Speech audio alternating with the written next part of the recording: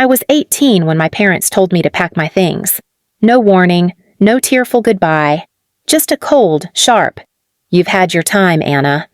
Your sister needs the space for her big night." My room, the one I painted myself, the one with the cracked windows and floor I fixed when Dad wouldn't, was apparently the perfect setting for her prom photo shoot. They didn't say it kindly either. Mom was pacing with swatches of silver and gold fabric in her hand, muttering about fairy lights and photo aesthetics, while Dad scrolled through Pinterest on his phone like this was an emergency renovation show. My younger sister Brielle twirled in a glittery dress, laughing about how my cluttered old room would finally be useful. I stood there, suitcase in hand, trying to swallow the truth.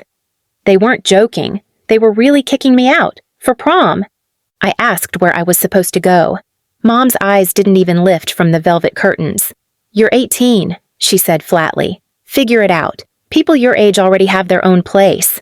I was barely 2 weeks out of high school, hadn't even walked the stage at graduation yet. I had no job, no car, no backup plan, just a backpack full of sketchbooks and a dream of one day being an interior designer, not that they ever cared. They gave me $40 cash for a cab and closed the door behind me like I was just a delivery they were done signing for. I ended up crashing on the couch of my friend Morgan's family for a few nights. They fed me, offered a roof, and treated me better than my own blood ever did. But I knew I couldn't stay long. I started working night shifts at a diner, sleeping between shifts in a shared basement apartment that barely had heating. My days blurred into a cycle of survival and silence. I didn't answer their texts, not that there were many. Just the occasional, "hope you're okay," followed by new photos of Brielle's prom setup, my old bedroom walls covered in silk drapes, twinkling lights, a red carpet, and even a full-length mirror I had saved up for months to buy. She was posing beside it like a celebrity. No mention of me, no credit, nothing. The betrayal hurt, but something else ignited too, a stubborn flame that whispered, "They don't get to define your worth." I took the pain and poured it into my designs. I worked during the day, studied online at night, and pitched mock-ups to real estate agents until one finally gave me a chance. That one apartment turned into 3.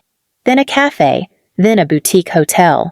My name started circulating in design blogs. Anna Ray Interiors, known for transforming tiny spaces into dream homes with emotion and purpose. I even got interviewed once. When asked what inspired me, I smiled and said, "The memory of a room taken from me." They still didn't call, didn't congratulate me, but I heard through mutual contacts that things weren't as shiny back home. Dad's contract work had dried up. Mom's side hustle folded. Brielle had dropped out of college after 2 semesters. And the house? The one they kicked me out of? It had started falling apart, but I was rising, quietly, unstoppably, and I wasn't done yet. It's strange how pain, when held gently, can grow into purpose. After being kicked out, I made a promise to myself in that cold basement apartment. I would build a life they couldn't ignore, but I'd do it without begging for their validation.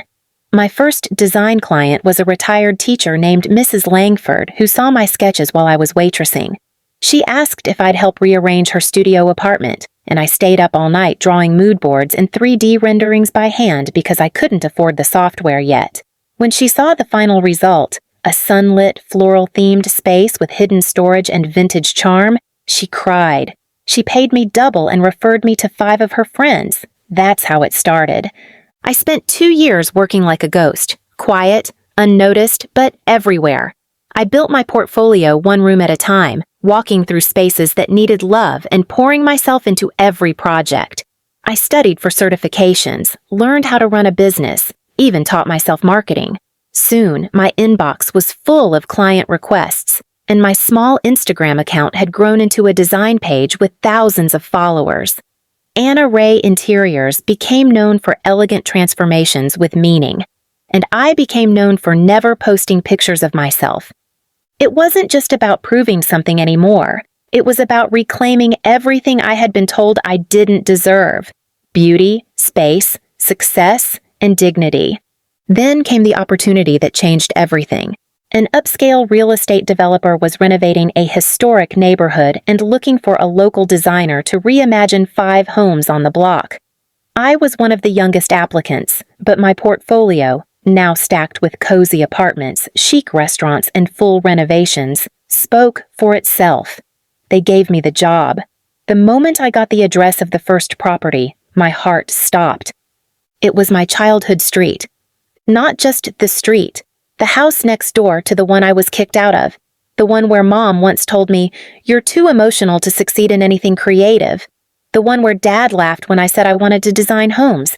The one where my sister held her glittery prom photo shoot while I sat on a borrowed couch wondering if I mattered.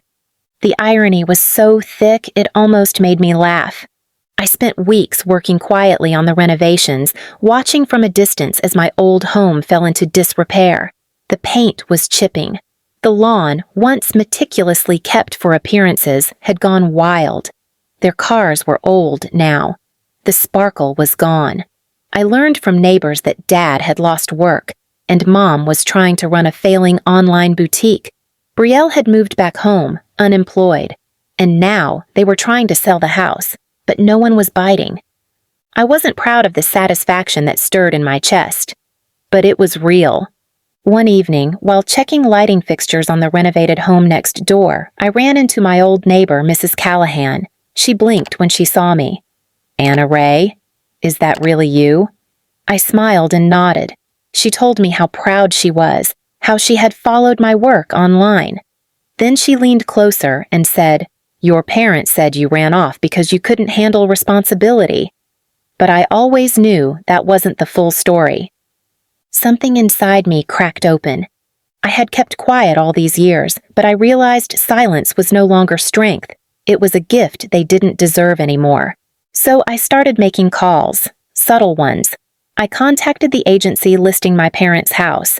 Then I reached out to a private investor who admired my work and had expressed interest in expanding my brand into a line of boutique design hotels.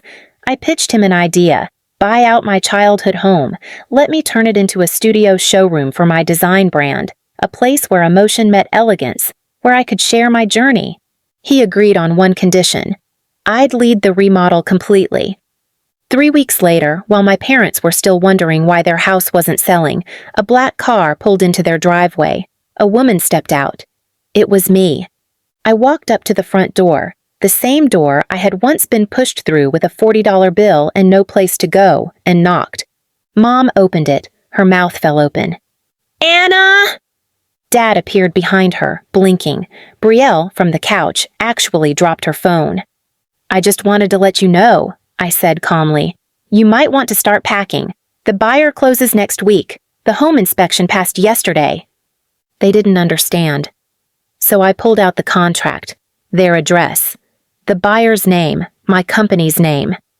"Wait," Dad sputtered. "You bought the house?"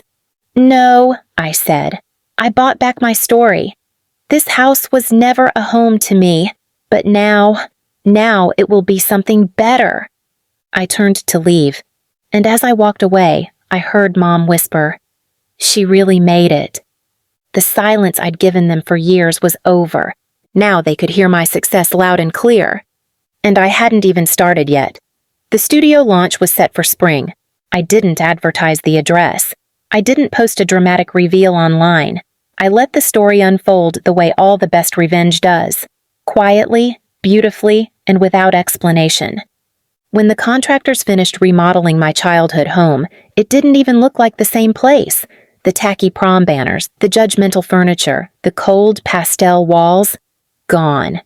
In their place was warmth, clean white oak floors, soft lighting that wrapped each room in calm, a tea bar by the window seat where I'd once been told I didn't belong. The entire space was transformed into a design showroom, an emotional gallery. Every corner told a story, not of pain, but of perseverance. My story. I named it Second Draft, because that's what life is, really. Not what you're given, but what you create after you've been erased. On opening day, I hosted a small event, by invitation only. Industry professionals, loyal clients, a few local press outlets, nothing flashy. But I knew the town would whisper, and I knew the whispers would eventually reach them. I didn't expect them to come, but they did. Halfway through the evening, I looked up from a conversation with a design editor and saw my parents hesitating just beyond the front steps, looking like strangers outside their old home. My mother had aged, her hair stiff with the same spray she used to call camera ready. My father was thinner, tired. Brielle stood behind them in a sweatshirt 2 sizes too big and an expression that flickered between guilt and disbelief. They had received one of the mass-mailed flyers I sent anonymously across town. I wanted them to see what I had done, but not through a confrontation, through contrast. I walked out to greet them, calm and poised. My mom tried to speak first. "We didn't know this was—" "It's okay," I said gently. "You don't have to explain." They glanced around, taking in the home they'd abandoned for party decorations and puppy-themed prom banners. Brielle stared at the brass plate beside the door. Anna Ray Interiors. Second draft. "This is—" She paused. "Really beautiful." "It's more than beautiful," I said, voice steady. "It's healing." We stood in silence for a moment, and then, almost hesitantly, my father asked, "Would it be okay if we looked around?" I shook my head. "Not tonight," I replied. "Tonight's for the people who saw my worth before I had to prove it." Their faces fell.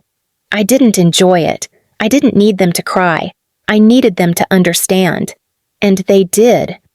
As they turned to leave, I handed them a small envelope. Inside was a photograph. Not of me, but of the wall where the family photo once hung, the one I was left out of. In its place now stood a quote, carved into reclaimed wood. "The ones you leave out often build homes you're never invited into again." They read it, and I watched their shoulders fold. And in that moment, I felt everything shift. I wasn't angry anymore. I wasn't hungry for revenge. I was free. They walked away in silence. Back inside, I raised my glass with my team and friends, smiled through the applause, and looked around at the space that had once been filled with rejection. Now, it was filled with people who saw me, loved me, respected me. And as music played softly and laughter rose around me, I finally took a deep breath. Not because I had won, but because I had rewritten the ending. And this time, I was in the picture.